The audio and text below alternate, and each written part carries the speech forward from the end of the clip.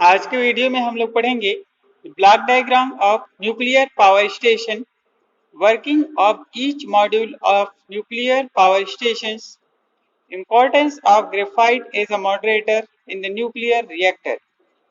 कुल मिलाकर के पूरा का जो पूरा ऑब्जेक्टिव आज का टॉपिक्स का यही है। हम लोग वर्किंग पढ़ेंगे न्यूक्लियर पावर स्टेशन का, उसके ब्लॉक डायग्राम के थ्रू हम उसके वर्किंग मॉडल को समझेंगे।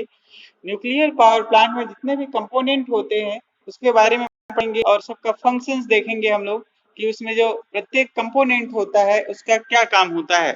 तो चलिए आपको ले चलते हैं इसके ब्लॉक डायग्राम की ओर।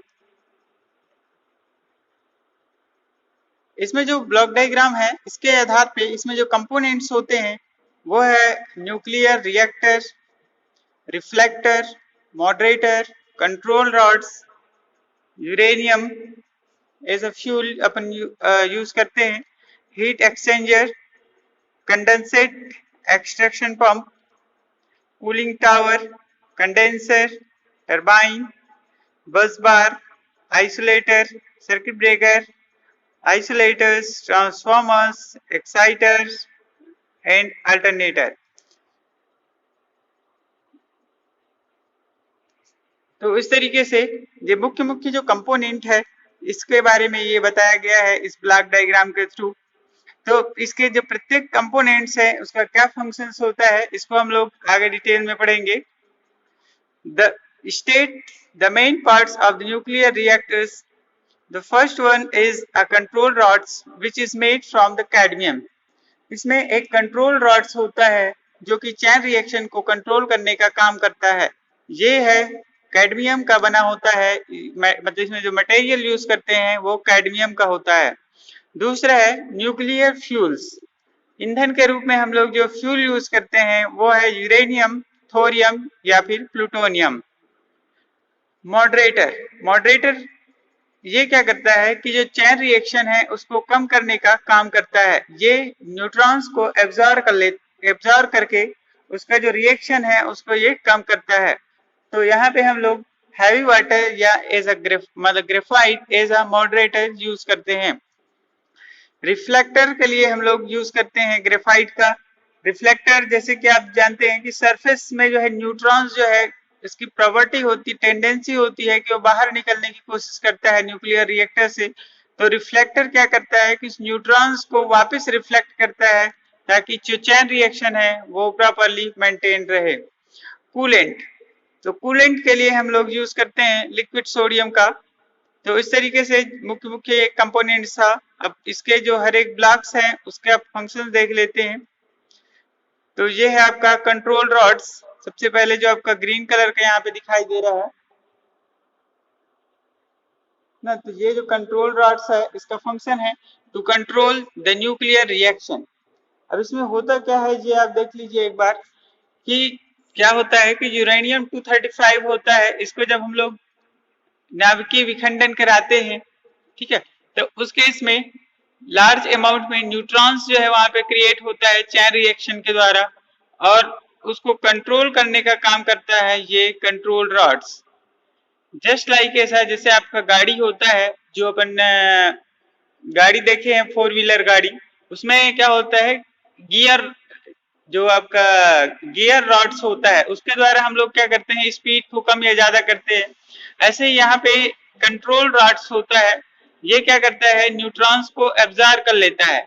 मीन्स इसके द्वारा हम न्यूट्रॉन्स को एब्जॉर्ब करने का जो प्रोसेस है उस प्रक्रिया के द्वारा हम उसके स्पीड को कम या ज्यादा कर सकते हैं ताकि उसमें जो चैन रिएक्शन है उसको कंट्रोल किया जा सके। तो इस तरीके से कंट्रोल रॉड्स का मुख्य फंक्शन है to control the nuclear reaction. इसके बाद है the function of each blocks of the fuel. तो जो फ्यूल हम लोग यहाँ पे यूरेनियम यूज करते हैं या कभी थोरियम या प्लूटोनियम यूज करते हैं। तो यूरेनियम यहाँ पे एज अ फ्यूल की तरह यूज किया गया है, ईंधन की तरह हम लोग इसका उपयोग करते हैं। अब देखते हैं मॉडरेटर। जो मॉडरेटर है इसका काम क्या होता है to slow down the neutrons.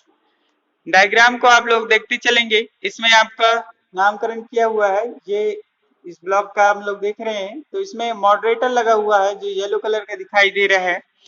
इसका फंक्शन यही है कि ये न्यूट्रॉन्स को स्लो डाउन करता है, क्योंकि इसमें जो न्यूट्रॉन है बहुत लार्ज अमाउंट में होता है। तो लार्ज अमाउंट में होने के कारण से चैन रिएक्शन बहुत ज्यादा होता है, तो कई बार हीट जो है बहुत ज्यादा प्रोडक्शन हो जाता है। तो उसको कंट्रोल करने के लिए, इस न्यूट्रॉन को स्लो डाउन करने के लिए हम लोग यूज करते हैं मॉडरेटर। तो ग्रेफाइट मटेरियल यूज किया जाता है एज अ मॉडरेटर के लिए। अब इसके बाद देखते हैं रिफ्लेक्टर। तो ये जो है आपका जो न्यूट्रॉन्स होता है, इसकी टेंडेंसी होती है कि ये जो है बाहर निकलने की कोशिश करता है ये वेजल से, तो इसको वापस रिफ्लेक्ट करने का काम करता है रिफ्लेक्टर। तो it reflects escaping neutrons into the vessel. ये जो आपका क्लोज्ड वेजल आपको दिख रहा होगा, ये जो बाहर का जो सरफेस होता है, ये इसको पूरा क्लोज्ड वेजल मींस एक पूरा ये क्लोज्ड पाथ होता है, ताकि इसका जो चैन रिएक्शन है मींस इसका जो रेडिएशन है वो बाहर ना फैले। तो इसका जो मुख्य रूप से रिफ्लेक्टर का काम होता है कि ये जो न्यूट्रॉन्स है जो बाहर निकलने की कोशिश करता है उसको वापस रिफ्लेक्ट करता है वेजल पे, ताकि चैन रिएक्शन जो है वो प्रॉपर्ली मेंटेन रहे। ये जो आपका चैन रिएक्शन है, what is the methods to control the chain reaction, इसके बारे में हम लोग देखेंगे कि चैन रिएक्शन को कैसे कंट्रोल कर सकते हैं। By slow down the speed of neutrons. इसका बेसिक पर्पस मींस जो बेसिक इसको कम करने का जो फंडा है वो यही है कि हम लोग क्या करेंगे, slow down the speeds of neutrons by the help of moderators. ये जो मॉडरेटर है वो न्यूट्रॉन्स को एब्जॉर्ब कर लेता है, जिसके कारण से उसका जो स्पीड है वो स्लो हो जाता है, जिससे हम लोग चैन रिएक्शन को कंट्रोल कर सकते हैं। दूसरा है bye absorbing the neutrons with the help of control rods. तो इस तरीके से ये दो मुख्य रूप से कंट्रोलिंग मेथड है चैन रिएक्शन को कंट्रोल करने के लिए, कि या फिर हम लोग मॉडरेटर का यूज करेंगे। तो मॉडरेटर क्या करेगा, न्यूट्रॉन्स को एब्जॉर्ब करता है, क्योंकि ये तो उसके सहायता से ये न्यूट्रॉन्स को कम कर देगा, या फिर absorbing the neutrons with the help of control rods, या कंट्रोल रॉड्स की सहायता से हम लोग इसके चैन रिएक्शन को कम कर सकते हैं। अब नेक्स्ट जो कंपोनेंट है वो है आपका heat exchanger. It transforms the heat at a high temperature and pressure and supplied steam to the boiler, steam to turbine।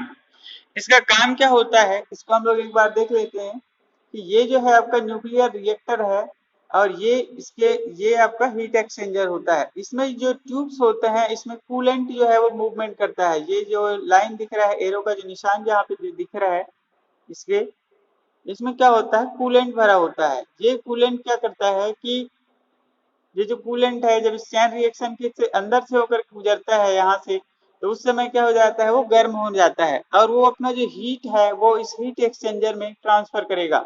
Means जो कूलेंट है इसका जो हीट रहेगा, जो थर्मल टेम्परेचर जो है बहुत ज्यादा हाई होता है ना, तो उसी हीट का हम लोग यूज करते हैं हीट एक्सचेंजर में।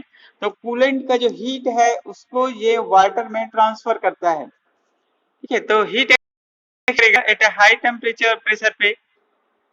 यहाँ पे क्या होगा, जो कूलेंट का जो हीट है वो हीट एक्सचेंजर के थ्रू ये जो इसमें वाटर जो भरा होता है उसमें ट्रांसफर होगा, जिससे वाटर जो है वो स्टीम में कन्वर्ट होगा।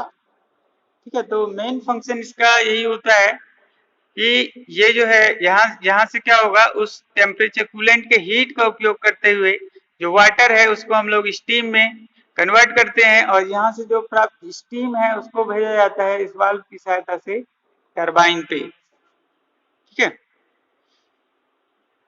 अब देखते हैं टरबाइन का काम क्या होता है।